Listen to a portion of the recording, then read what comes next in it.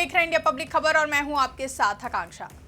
दिल्ली विधानसभा चुनाव को लेकर चुनावी रण सज कर पूरी तरह से तैयार हो चुका है और इस चुनावी रण में उतरते हुए बीजेपी और आम आदमी पार्टी लगातार एक दूसरे को चित करने का हर संभव प्रयास कर रहे हैं और उसके लिए एक दूसरे पर जुबानी हमला बोलने के साथ ही रैलियों और सभाओं के जरिए जमकर प्रचार अभियान भी चलाया जा रहा है। इसी के साथ ही जनता के सामने लोक लुभावन वादे और दावे भी किए जा रहे हैं। बता दें कि दिल्ली की 70 विधानसभा सीटों के लिए 5 फरवरी को मतदान कराए जाएंगे और 8 फरवरी को चुनावी परिणाम सामने आएंगे। मतदान होने में भले ही अभी 1 महीने से ज्यादा का समय बचा हुआ है, लेकिन सभी दलों की ओर से अभी से ही अपनी अपनी रणनीति बनाते हुए चुनावी मैदान में उतरने का काम किया जा रहा है, जिसके लिए सभी पार्टियों की तरफ से अपने अपने उम्मीदवार भी उतार दिए गए हैं। बता दें कि इस बार का दिल्ली विधानसभा चुनाव यूं तो कई मायनों में काफी अहम है, लेकिन दिल्ली की सियासी पिच पर मेन बैटिंग आम आदमी पार्टी और भारतीय जनता पार्टी करने का काम करेगी।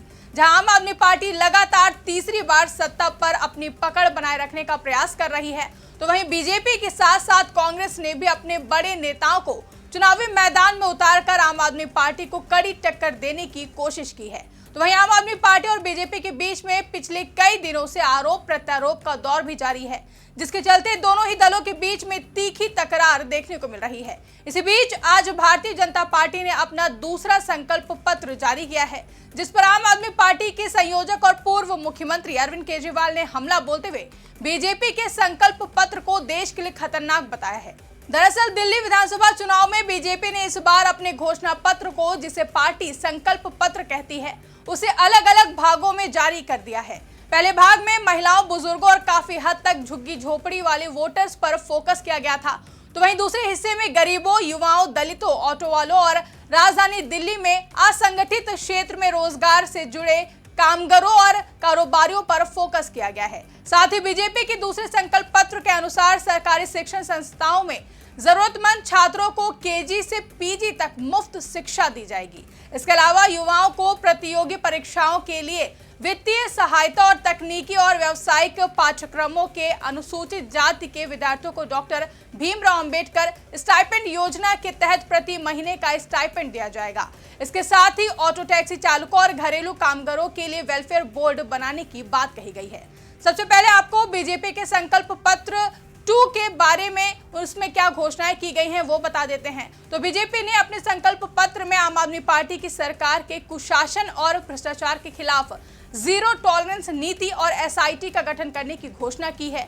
साथ ही सरकारी शिक्षण संस्थाओं में दिल्ली के जरूरतमंद छात्रों को केजी से पीजी तक मुफ्त शिक्षा, युवाओं को प्रतियोगी परीक्षाओं की तैयारी के लिए 15,000 रुपए की वित्तीय सहायता और 2 बार के यात्रा व आवेदन शुल्क की प्रतिपूर्ति और तकनीकी और व्यावसायिक पाठ्यक्रमों के लिए अनुसूचित जाति के विद्यार्थियों को डॉक्टर भीमराव अंबेडकर स्टाइपेंड योजना के तहत 1,000 रुपए प्रति महीने का स्टाइपेंड देने की घोषणा की है। साथ ही ऑटो टैक्सी चालकों के लिए वेलफेयर बोर्ड 10 लाख का जीवन बीमा, 5 लाख का दुर्घटना बीमा एवं वाहन बीमा और उनके बच्चों के लिए छात्रवृत्ति और घरेलू कामगारों के लिए वेलफेयर बोर्ड 10 लाख का जीवन बीमा, 5 लाख का दुर्घटना बीमा, उनके बच्चों के लिए छात्रवृत्ति और 6 महीने की पेड मैटरनिटी लीव। साथ ही पीएम स्वनिधि योजना के लाभार्थियों की संख्या दोगुनी किए जाने की घोषणा की है।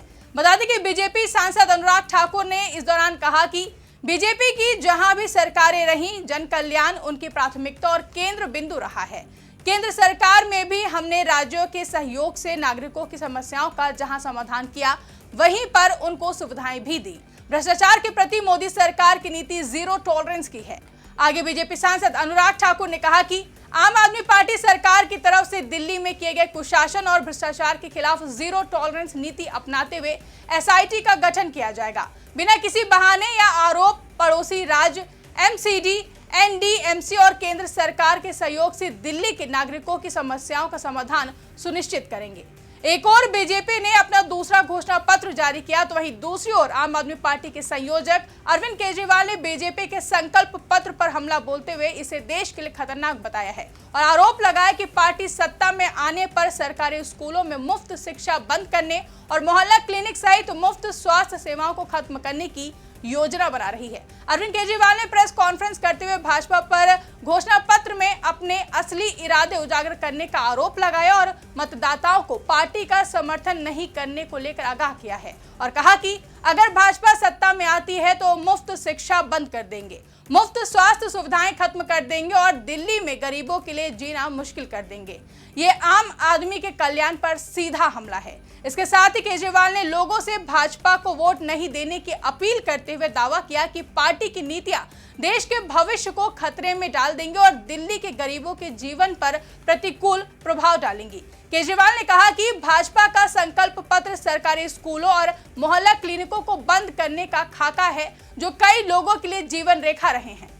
अरविंद केजरीवाल ने भले ही भारतीय जनता पार्टी पर सरकारी स्कूलों में मुफ्त शिक्षा और मोहल्ला क्लिनिक बंद करने का आरोप लगाया है, लेकिन भाजपा ने अब तक इन आरोपों का कोई जवाब नहीं दिया है। वहीं आपको बता दें कि दिल्ली में अनुमानित तौर पर 1.5 लाख से ज्यादा सिर्फ ऑटो वाले हैं। इस सभी तरह की टैक्सी वालों को मिलाकर इनकी संख्या कई लाखों में हो जाती है। भाजपा ने सभी ऑटो चालकों के बच्चों के लिए स्कॉलरशिप का भी वादा किया है। वहीं दिल्ली के ऑटो चालक आमतौर पर अरविंद केजरीवाल के समर्थक माने जाते रहे हैं, लेकिन इस बार इन सभी ऑटो चालकों में अरविंद केजरीवाल के लिए कुछ नाराजगी भी देखी जा रही है। हालांकि केजरीवाल ने भी इनके लिए इस बार कुछ इसी तरह के वादे भी किए हैं, लेकिन भाजपा ने इन पर भी दांव लगाकर आम आदमी पार्टी की रणनीति की कमर तोड़ने की कोशिश की है। वहीं भारतीय जनता पार्टी के घोषणा पत्र का जो 5वां हिस्सा है वो भी एक तरह से बहुत बड़ा दांव है, जिसके तहत बीजेपी ने घरों में काम करने वाले माली और रसोइयों जैसे असंगठित क्षेत्र के कामगारों को भी 10 लाख रुपए जीवन बीमा और 5 लाख रुपए की दुर्घटना बीमा देने का वादा किया है।